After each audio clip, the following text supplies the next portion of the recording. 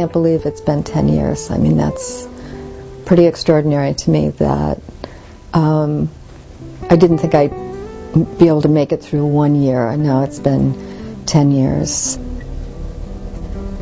Yeah, it was like I was in two worlds, like I wasn't quite in this world. I think there comes a point when you make a decision, well, if you're going to be in this world, how are you going to do that? I think that for me, writing has been the savior. The fact that I was able to talk about this process, this grief process, but in a way that was more transforming that process of grief into something that was art, was sacred, was something outside of myself, I think. It got me out of me. And then working with other people through that process has for me, moved me much farther along. So working with Voices from Inside and Morning Reflections and helping others through that process has been very helpful. It took me a while when I went to the creative writing class to feel like I could really open up and start writing. So it probably took me a year of writing before I started really accessing that pain. You know, there's a fear in accessing that pain, and I think in some ways I was really afraid what would come up.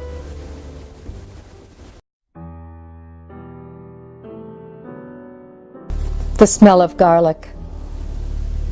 Everything you made with garlic. Broccoli stir-fried with brown bits that stuck in our teeth to be sucked out later. You pounded and stuffed flank steak with hunks of chopped cloves. Your version of broccioli made my eyes fill. You always went overboard. Garlic butter dripped on your arms when you took bread from the oven. I'd laugh and lick your fingers, my chin covered in grease. What were you thinking on that sun-blind December day, chasing a dealer down an alley? No weapon, no amulet around your neck, just a list in your pocket for Christmas. Nothing to ward off evil or bullets from a stolen gun. I see your tanned feet on the white kitchen tile, hear garlic sizzling in the pan, smell it seeping from our pores. I don't eat much garlic anymore. The smell of garlic lies. Filters. One of the things she loved and hated about him was his smoking. He had that movie star way of holding a cigarette between the pad of his thumb and third finger, smoking it down to the nub, and then flicking it into space. He knew that she hated his smoking, so he wouldn't buy Lucky Strikes or Camels. He'd buy Newports or Salems, snap off the filter, and put it in his pocket. His breast pockets, pant pockets, jacket pockets were filled with filters that would go through the washer and dryer and come out as downy bundles of fur, so benign. She saved the clothes he wore on his last night, his jeans, plaid shirt, and LL Bean jacket.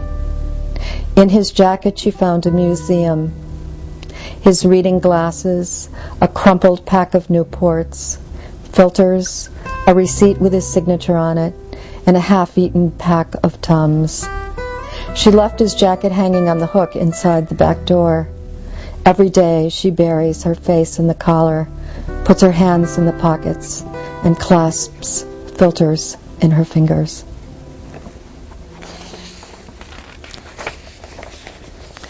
The leap.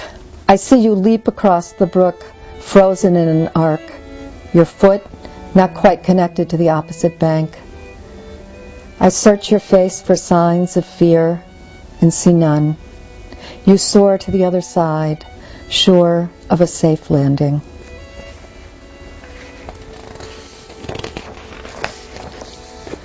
Vortex.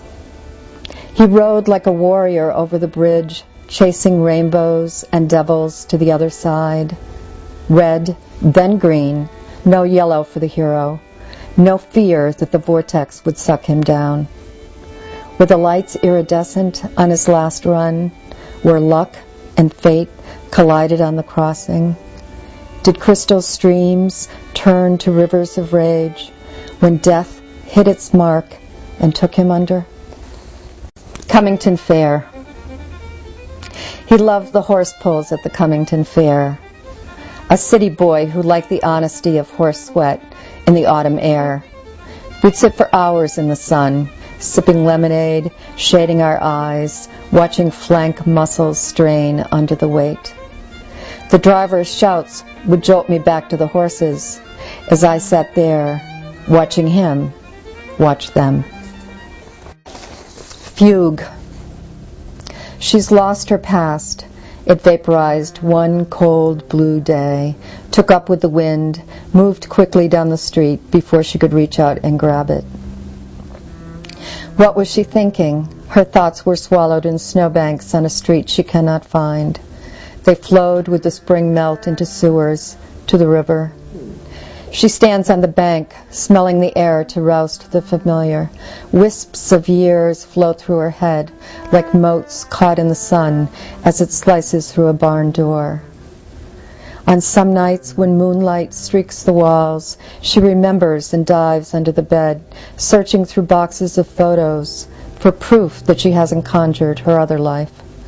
She kneels on the wooden floor and traces the outline of a face, as though her finger could draw a life, so far from where she is now.